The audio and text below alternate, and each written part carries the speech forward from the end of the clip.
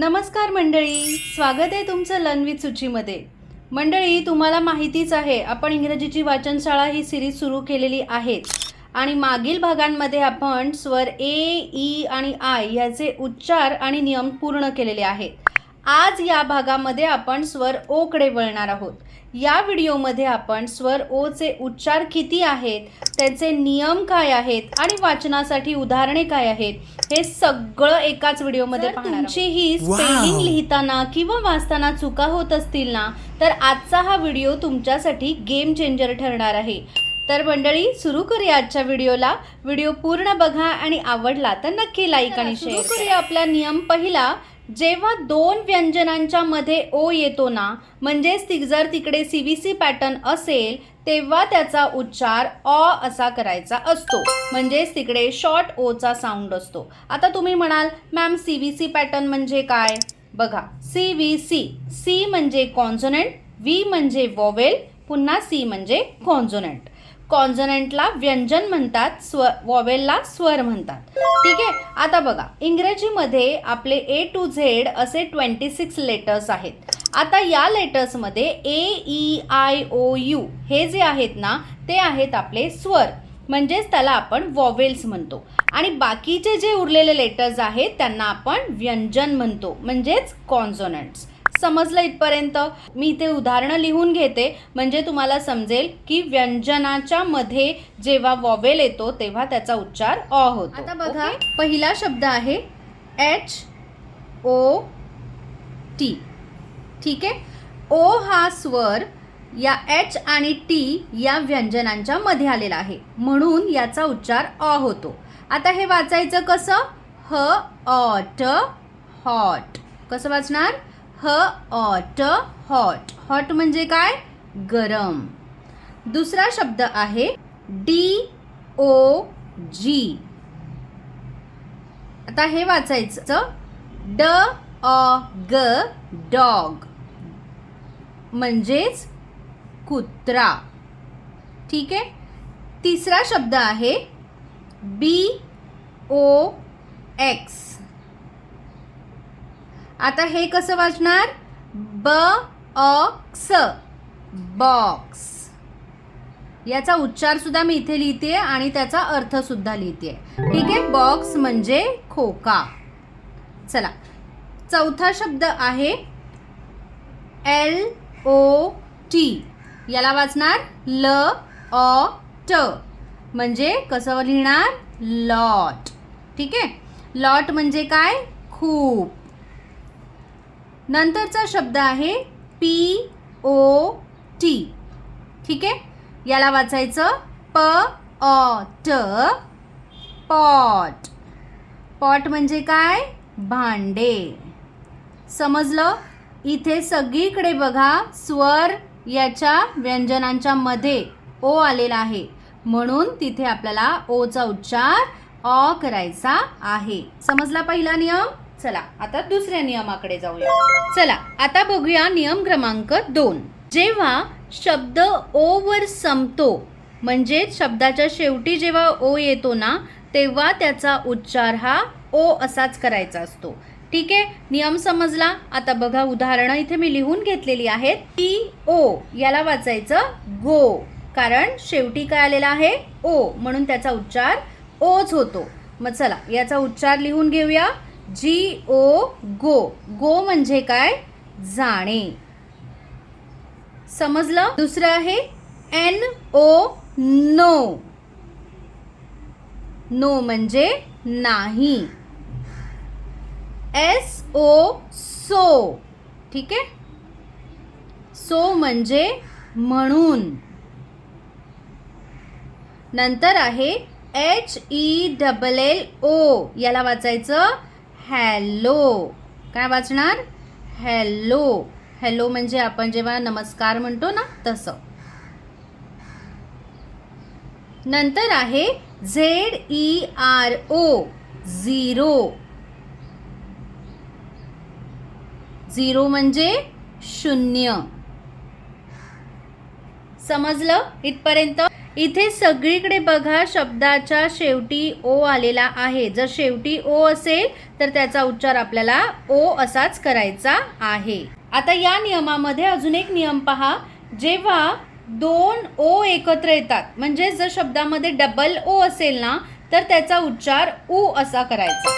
आता याच्यामध्ये पण मी काही उदाहरणं लिहून घेतलेली आहेत. पहिलं आहे MOON. आता याला कसं वाचणार? डबल ओ आला आहे मध्ये म्हणून त्याचा उच्चार उ झाला. MOON मग कसं वाचणार? मून. ठीक आहे, याचा उच्चार होतो मून. मून म्हणजे काय? चंद्र. Very good.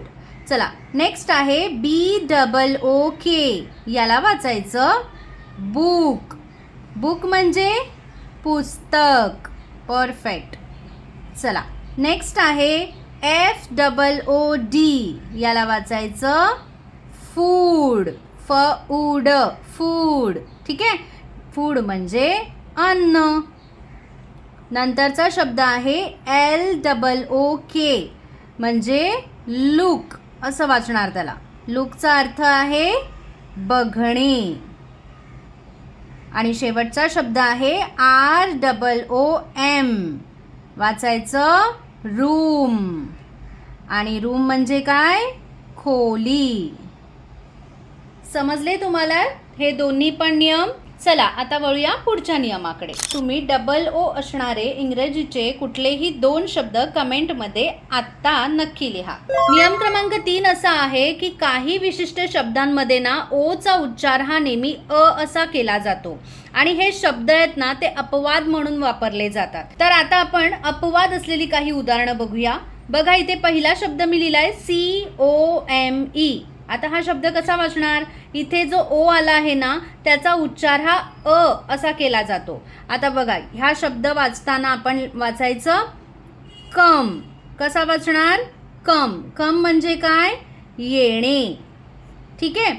नंतरचा शब्द आहे SON. आता हा कसं वाचणार? ओ चा उच्चार अ करायचा असतो. मग SN. सन. सन म्हणजे काय? मुलगा. पुढचा शब्द आहे DONE. डन. कसं वाचणार? डन. डन म्हणजे काय?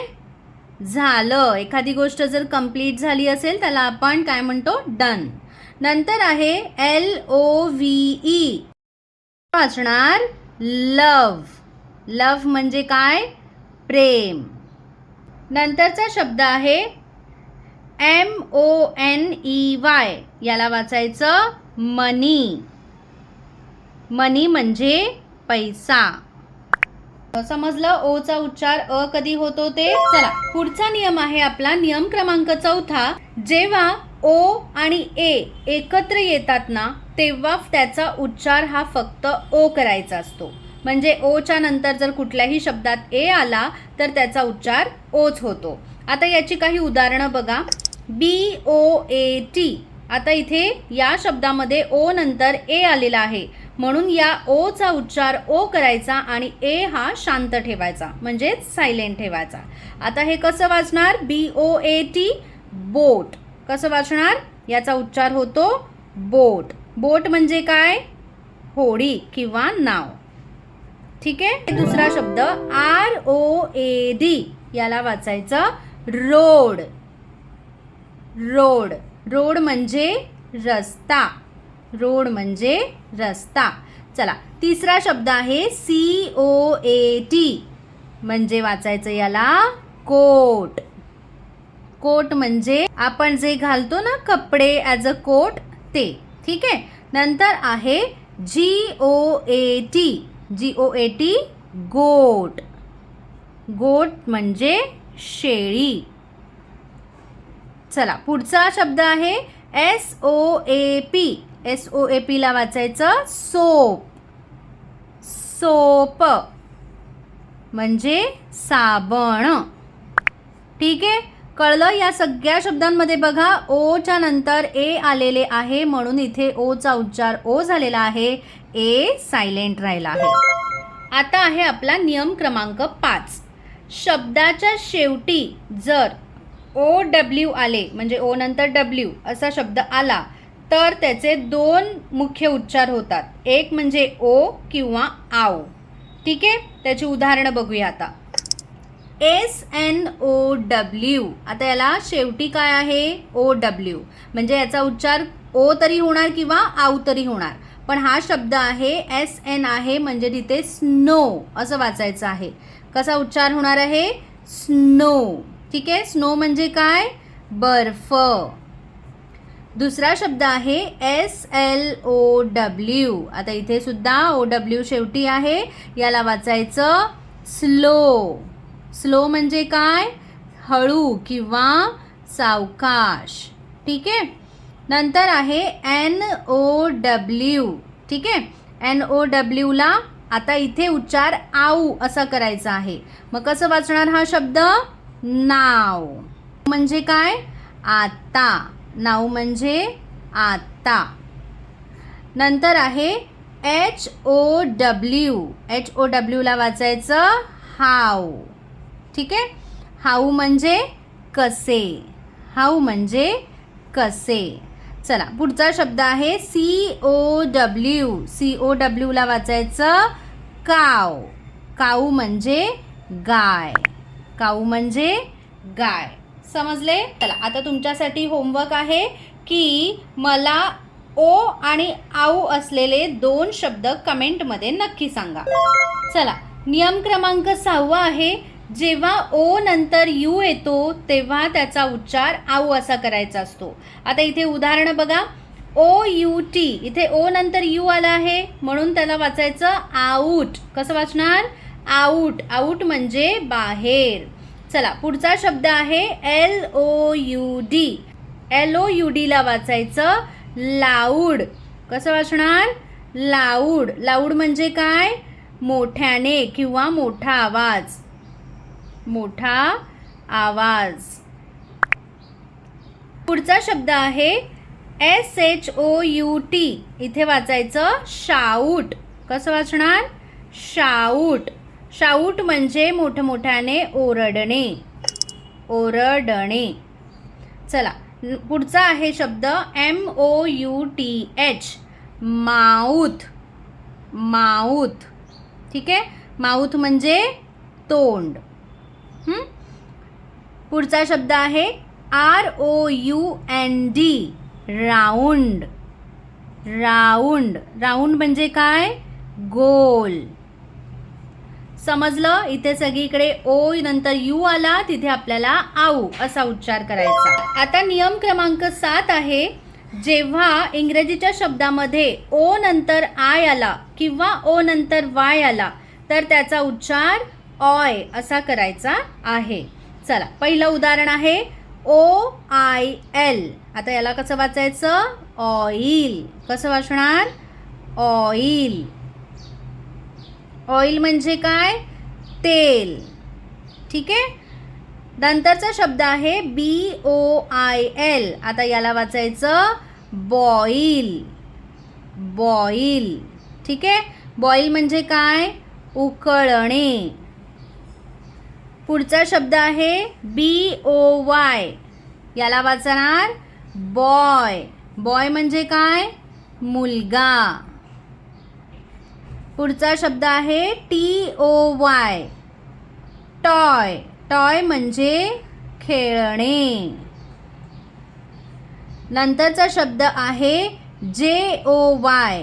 जॉय. जॉय म्हणजे काय, आनंद. समजले सगळ्यांना शब्द.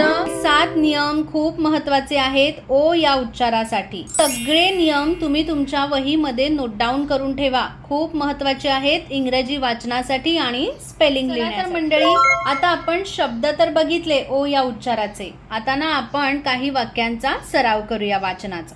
पहिलं आहे the dog is on the road. पुन्हा एकदा वाचूया. The dog is on the road. पुढचं आहे I have a toy boat. माझ्या मागे रिपीट करा. I have a toy boat. Perfect. Next आहे Go and get the soap. Go and get the soap. The snow is cold. The snow is cold. My son is reading a book. My son is reading a book. समजली ही वाक्य कशी वाचायची? आता तुम्ही मला एक वाक्य कमेंट करून सांगणार आहे ज्याच्यामध्ये ओ हे शब्द आलेले आहेत. ठीक आहे, तुमच्या कमेंटची वाट बघते. बघूया तुम्हाला हा व्हिडिओ समजला आहे. आज आपण स्वर ओ चे सर्व बारकाईने उच्चार शिकलेलो आहे. तर तुम्हाला हा व्हिडिओ उपयुक्त वाटला असेल तर लाईक नक्की करा आणि पुढच्या भागामध्ये आपण स्वर यू बद्दल शिकणार आहोत. जर तुम्हाला पुढचा भाग लवकर हवा असेल तर नेक्स्ट पार्ट स्वर यू असं कमेंटमध्ये लिहून पाठवा. भेटूया पुढच्या अशा युजफुल व्हिडिओमध्ये. तोपर्यंत बाय बाय. तुमचा सराव सुरू ठेवा.